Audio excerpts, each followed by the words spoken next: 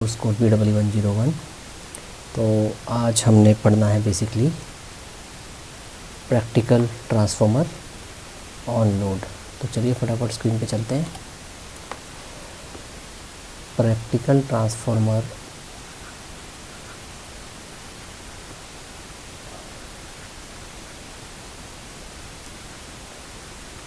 On load.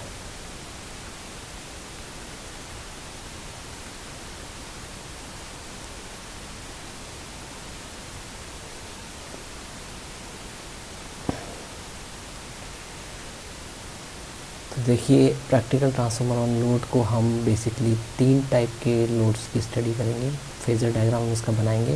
वो तीन type of loads के लिए बनाया जाएगा। पहला है हमारे पास प्योरली रेजिस्टिव लोड, दूसरा है हमारे पास इंडक्टिव लोड, और तीसरा है हमारे पास कैपेसिटिव लोड। तो जो ट्रीटमेंट हमने बेसिकली आइडियल ट्रांसफार्मर के लिए किया था, वही ट्रीटमेंट हम प्रैक्टिकल ट्रांसफार्मर के लिए करेंगे। तो फर्स्ट केस को हम लेते हैं रेजिस्टिव लोड। तो देखिए, ट्रांसफार्मर मेरा जो है प्रैक्टिकल है। इसका मतलब ये हुआ कि इसमें जब मैं ट्रांसफार्मर को बनाऊंगा तो मैं वाइंडिंग लॉसेस भी दिखाऊंगा, और वाइंडिंग लॉसेस का मतलब है मैं रेजिस्टेंस भी दिखाऊंगा प्राइमरी वाइंडिंग में, और रिएक्टेंस भी दिखाऊंगा।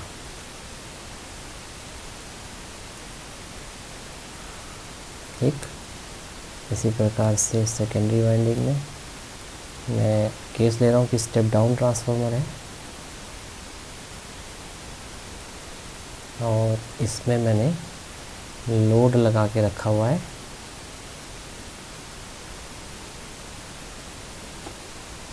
यहाँ से हम सोर्स को कनेक्ट कर रहे हैं V1, और इसकी R1 रेजिस्टेंस है प्राइमरी वाइंडिंग का, X1 reactance, I1 current transformer में प्राइमरी साइड में बह रहा है, और E1 EMF इंड्यूस हो रहा है प्राइमरी साइड में। नंबर ऑफ टर्न्स जो है प्राइमरी वाइंडिंग का वो N1 है, number of turns secondary winding का वो N2 है, ये E2 है, और ये आपके पास R2 और X2। ठीक है, और यहाँ से सेकेंडरी करंट बह रही है I2, जिसकी वजह से इस लोड के अक्रॉस जो वोल्टेज डेवलप हो रहा है वो V2 हो रहा है। तो यहाँ पे हमने अज्यूम किया है कि जो लोड है that is basically resistive load. Okay, तो लोड इज़ इक्वल टू हम कह सकते हैं R, ये रेजिस्टिव लोड है। तो देखिए, इसमें फेजर डायग्राम ड्रॉ करने से पहले हम डिफरेंट इक्वेशंस को प्लॉट कर लेंगे। ठीक यानी हम प्राइमरी साइड में KVL लगाएंगे, सेकेंडरी साइड में KVL लगाएंगे, और डिफरेंट इक्वेशंस को एक्सप्रेस कर लेंगे। ठीक है, तो सबसे पहले हम अप्लाई करते हैं, applying KVL in primary side.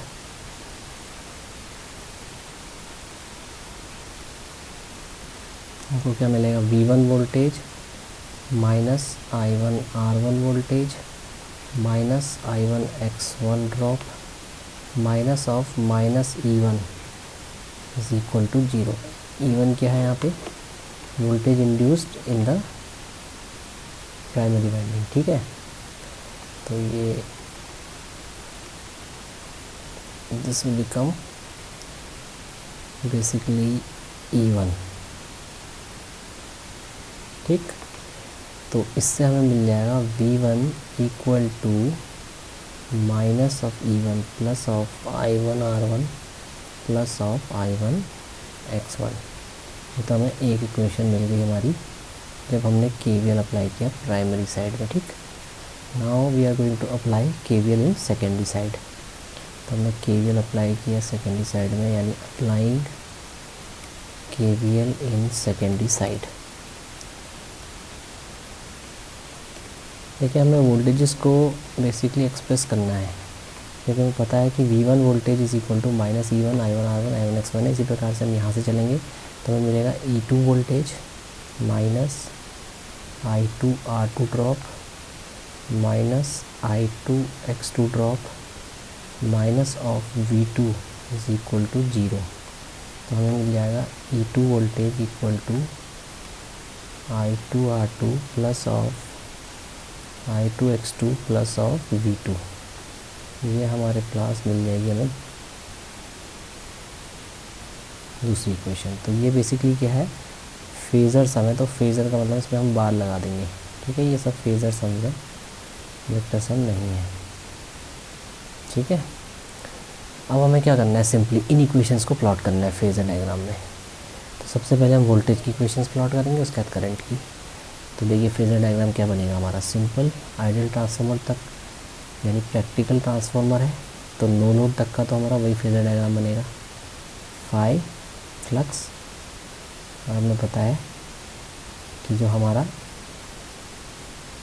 E1 होता है वो इस फ्लक्स से लैग करता है।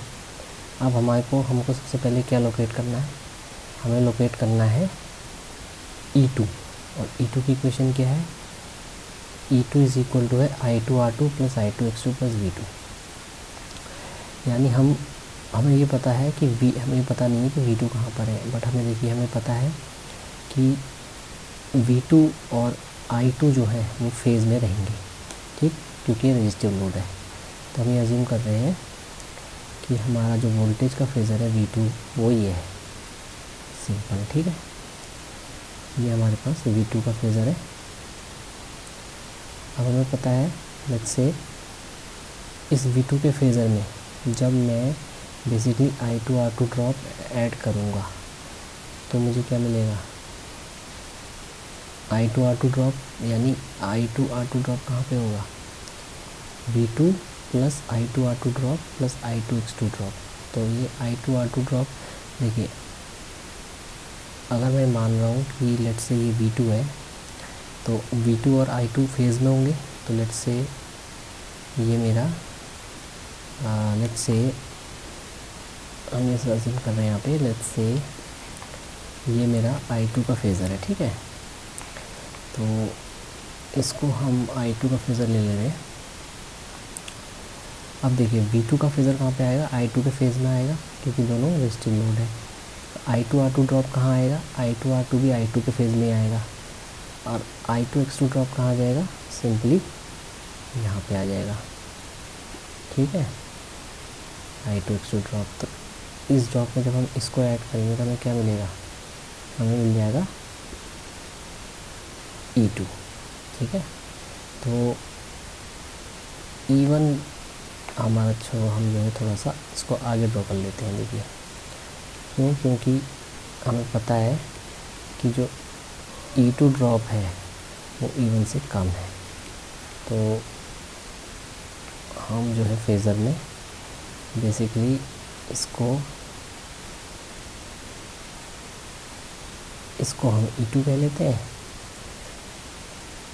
और E1 का हमारे जो वोल्टेज है वो E1 यहाँ पे आ जाएगा, ठीक, क्लियर है। तो देखिए I2 करंट और V2 और I2 फेज़ में है। I2R2 ड्रॉप भी जो है I2 के फेज़ में होगा, क्योंकि मैंने आपको बताया था जब भी करंट रेजिस्टेंस से पास होता है उसमें कोई भी फेज़ चेंज नहीं होता। इसका मतलब है जो भी जिस डायरेक्शन में करंट का फेज़र होगा उसी डायरेक्शन में I2R2 ड्रॉप होगा। I2X2 ड्रॉप इसके परपेंडिकुलर होगा। तो इस V2 में I2R2 I2X2 ड्रॉप जब हम ऐड किया तो हमको E2 मिल गया। देखिए E2 is nothing but it is the phasor sum of V2 plus I2R2 plus I2X2। तो इसको हमने इसमें दिखा दिया, ठीक। इसके बाद हमने क्या निकालना है, V1 कहाँ आता है, एंटी फेज़, यानी V1 इज इक्वल टू, अब हमें पता है ये माइनस E1 हो जाएगा क्योंकि V1 की इक्वेशन क्या है, माइनस E1। अब करंट का फेज़र कहाँ आएगा, देखिए करंट का फेज़र सिंपल आएगा। देखिए करंट हमें पता है कि ट्रांसफार्मर प्रैक्टिकल है तो उसमें आपका नो लोड करंट भी रहेगा। तो लेट अस सपोज ये नो लोड करंट है, मैंने आपको बताया था कि ये सप्लाई वोल्टेज V1 से 75 डिग्री लैग करेगा। अब इस I2 करंट को अगर हम प्राइमरी साइड रेफ़र करेंगे तो ये कहाँ जाएगा, I2 डैश बन जाएगा। तो I2 डैश और I0 का रिजल्टेंट करंट क्या कहलाएगा, इसका रिजल्टेंट करंट कहीं यहाँ जाके मिलेगा, इसको हम कहेंगे ये I1 करंट है। तो हम कह सकते हैं I1 current is the phasor sum of I0 current plus I2 dash current. ठीक हो गया। अब हमने क्या करना है, यहाँ से ये I1 आ गया, ये माइनस E1 हो गया। अब हमको V1 चाहिए। देखिए V1 में भी प्लॉट नहीं किया, तो V1 अब minus E1, V1 is equal to minus E1 में क्या ऐड कर रहे हैं, I1 R1 ड्रॉप। अब आप कहेंगे कि I1 R1 ड्रॉप किस डायरेक्शन में लें, मतलब इधर लें या इधर लें। तो देखिए I1 R1 का ड्रॉप हमेशा फेज़ में होगा किसके, I1 करंट के, इसलिए I1 R1 का ड्रॉप ऐसे इस फेज़र के पैरेलल आएगा। ठीक है, ये I1 R1 हो जाएगा, फिर I1 X1 इसके परपेंडिकुलर, तो ये आपको I1 X1 का ड्रॉप मिल जाएगा। और ये आप यहाँ से जोड़ दीजिए, ये आपको V1 मिल गया। ठीक, तो सिंपल देखिए V1 इज इक्वल टू क्या आ जाएगा, minus E1 plus I1 R1 plus I1 X1 का फेज़र सम। क्लियर।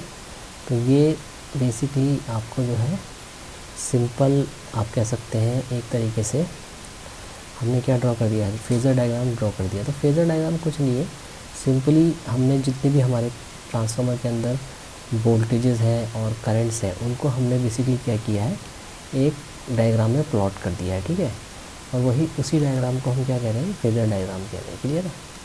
यहाँ पर नोटेशन जो है, आप इसको नोटेशन को आप स्मॉल I1 में रख लीजिएगा, क्योंकि हमने वहाँ पर स्मॉल I2 स्मॉल I1 ही दिया है, तो इसको हम स्मॉल I1 के टर्म्स में रख लेते हैं।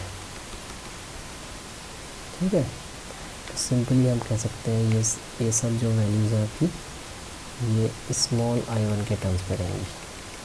ठीक,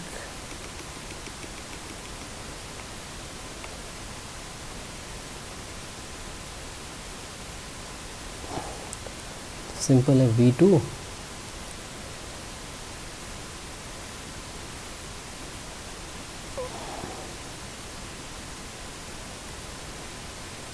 जहाँ पर भी आपने I2 लिखा है वो स्मॉल में कर दीजिएगा, I2 स्मॉल, I0 स्मॉल, ठीक है, I2 डैश स्मॉल, सब स्मॉल में कर दीजिएगा, I0 स्मॉल में होगा। ठीक, बस ये सिंपल आपका फेज़र डायग्राम हो गया। यहाँ पे I2 X2 ड्रॉप हो जाएगा, वो भी स्मॉल में होगा। ठीक है, तो हमने अभी हमारे पास रेजिस्टिव लोड का केस है। ठीक, अब हम चलेंगे बेसिकली इंडक्टिव लोड के लिए। देखिए इंडक्टिव लोड में हम क्या करेंगे,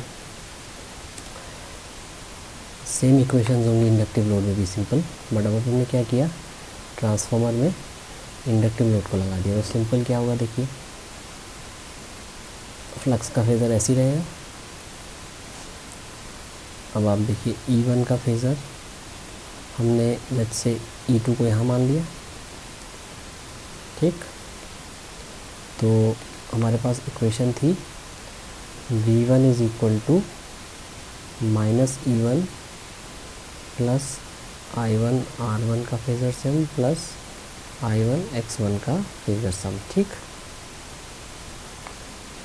और हमारे पास थी E2 is equal to V2 plus I2 R2 plus I2 X2 इसका फेज़र सम। तो यहाँ से हमारे पास E2 क्या हो जाएगी, देखिए V2, तो V2 प्लस I2 R2। अब हमने क्या है, इंडक्टिव लोड लगाया है। इंडक्टिव लोड का मतलब क्या हुआ, जो करंट है I2 वो वोल्टेज से पीछे रहेगा।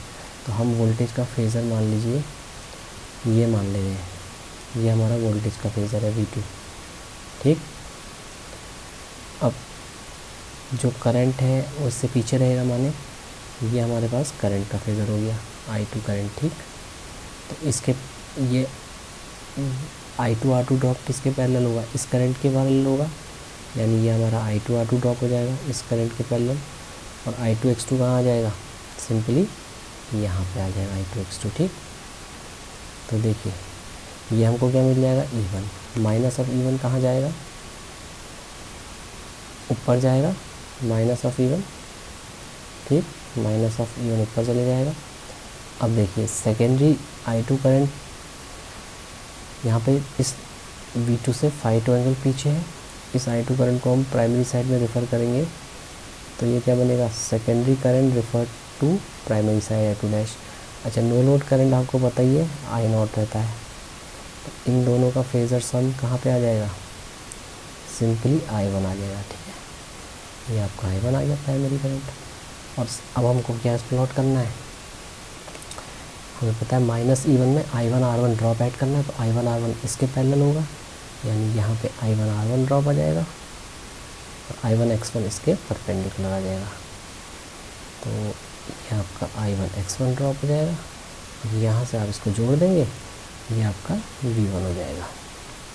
तो देखिए सिर्फ डिफरेंस कनेक्शन नहीं है, अगर आप पिछले फेज़र को उससे कंपेयर करें, पिछले वाले फेज़र में आपके पास I2 और I2 करंट और V2 फेज़ में थे, एक ही डायरेक्शन में थे, देख रहे हैं। बट यहाँ पे क्या हुआ है, देखिए I2 जो है V2 से पीछे हो गया है, ठीक। और बाकी फेज़र ऑलमोस्ट सेम बना है, देखिए पूरा फेज़र सेम बना हुआ है, क्लियर है। अब मान लीजिए हम थर्ड केस ले रहे हैं कैपेसिटिव लोड के लिए, ये तो हमारा इंडक्टिव लोड के लिए हो गया, ये किसके लिए हो गया, इंडक्टिव लोड के लिए हो गया, ठीक है। इससे प्रीवियस वाला हमारे पास हो गया रेजिस्टिव लोड के लिए, ठीक। तो हम कैपेसिटिव लोड के लिए लेते हैं। देखिए कैपेसिटिव लोड में क्या होगा, सिंपल है, कैपेसिटिव लोड में फ्लक्स बनेगा, फ्लक्स का फेज़र बन गया फाई। फिर वही चीज़ होगी, लेट्स से हमने बोला E1 का फेज़र ये है, ठीक। अब हमने E2 लोकेट करना है, हमें पता है कि यहाँ पे जो है करंट लीड कर रहा है वोल्टेज को, तो लेट्स से हमने जो है अगर वोल्टेज का फेज़र ये माना है, तो करंट का फेज़र कहाँ आ जाएगा, I2 यहाँ पे आ जाएगा, ठीक। अब देखिए करंट का फेज़र वोल्टेज से लीड कर रहा है, I2 R2 ड्रॉप कहाँ पे आएगा, इसके पैरेलल आएगा, तो I2 R2 ड्रॉप इसके पैरेलल आएगा I2 के, तो ये I2 R2 ड्रॉप हो जाएगा और I2 X2 ड्रॉप कहाँ जाएगा, परपेंडिकुलर, तो ये क्या हो जाएगा I2 X2 ड्रॉप, तो ये हमें क्या मिल जाएगा E2। अब सिंपल I2 डैश कहाँ आएगा, secondary current refer to primary side, ये आ जाएगा, I0 कहाँ आ जाएगा, ये आ जाएगा, ठीक। अब हमें लोकेट करना है -E1, तो -E1 तो इधर ही आएगा, इस -E1 को में हम I1 R1 ड्रॉप ऐड करेंगे, तो पहले हम I1 करंट को लोकेट कर लेते हैं, लोकेट रिजल्टेंट करंट होगा I0 प्लस I2 डैश का रिजल्टेंट होगा I1 करंट, क्योंकि हमने कहा था जो प्राइमरी करंट है that is the phasor sum of no load current plus secondary current refer to primary side, तो ये -E1 हो गया। अब I1 R1 ड्रॉप कहाँ पे आएगा, I1 के पैरेलल में, तो ये I1 R1 ड्रॉप हो गया और I1 X1 कहाँ आ जाएगा, इसके परपेंडिकुलर, तो ये आपका I1 X1 हो गया। तो यहाँ से अगर हम इसको जोड़ते हैं तो ये आपको मिलेगा V1 वोल्टेज। अब आप खुद देखेंगे यहाँ पे थोड़ा सा अगर आप एनालिसिस करें तो देखिए V1 और I1 के बीच में जो फेज़ एंगल है वो ∅1 है फॉर कैपेसिटिव लोड, ये कैपेसिटिव लोड के लिए है, ठीक है ना। तो आप देखेंगे कि जब आपने कैपेसिटिव लोड कनेक्ट किया है तो I2 करंट वोल्टेज V2 से ∅2 एंगल लीड कर रहा है, जिसकी वजह से आप देखेंगे कि जो I1 करंट है, ये जो I1 करंट है ये इस सप्लाई वोल्टेज V1 से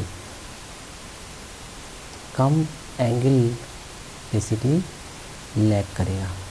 देखिए as compare to pure inductive load, अगर आप इससे तीसरे वाले फेजर डायग्राम से इसे कंपेयर करें दूसरे वाले से, आप देखेंगे दूसरे वाले में लैगनेस ज़्यादा है। देखिए ये I1 करंट इस सप्लाई वोल्टेज V1 से ज़्यादा एंगल लैग कर रहा है। देखिए ये एंगल जो ∅1 डैश है ये ज़्यादा है, और अगर आप यहाँ पे देखें तो ये ∅1 एंगल जो है ये कम है, यानी हम कह सकते हैं कि ∅1 angle is less than ∅1 dash. तो एक कंक्लूजन आता है बहुत इंपॉर्टेंट, वो ये है कि cos ∅1 will be greater than cos ∅1 dash, यानी जब भी ट्रांसफार्मर कोई कैपेसिटिव लोड को फीड करेगा ऑटोमेटिकली उसमें पावर फैक्टर इम्प्रूव होगा।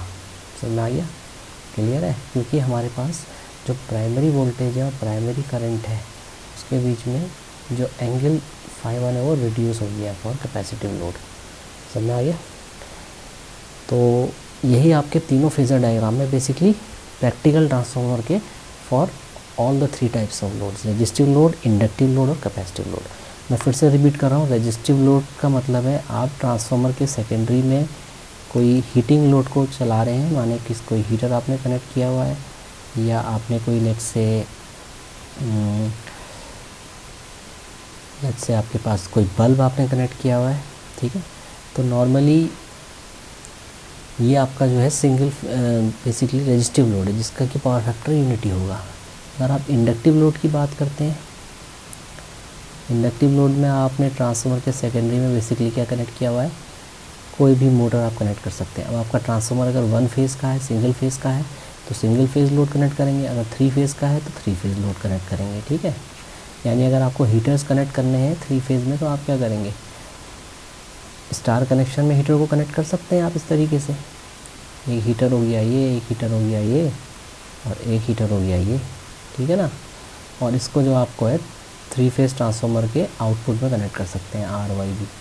तो ये एक तरीके का क्या हो गया, हीटर 1, हीटर 2, हीटर 3, ये आपने स्टार टोपोलॉजी में कनेक्ट कर दिया, ठीक।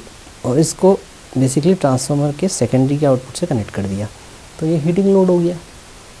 अगर आप मोटर कनेक्ट करना चाह रहे हैं तो कोई भी आप इंडक्शन मोटर ट्रांसफार्मर के आउटपुट में कनेक्ट कर दीजिए। और अगर आप कैपेसिटिव लोड की बात करते हैं, तो कैपेसिटिव लोड के केस में आप कोई भी कैपेसिटर का बैंक कनेक्ट कर सकते हैं जो कि डेल्टा में हो।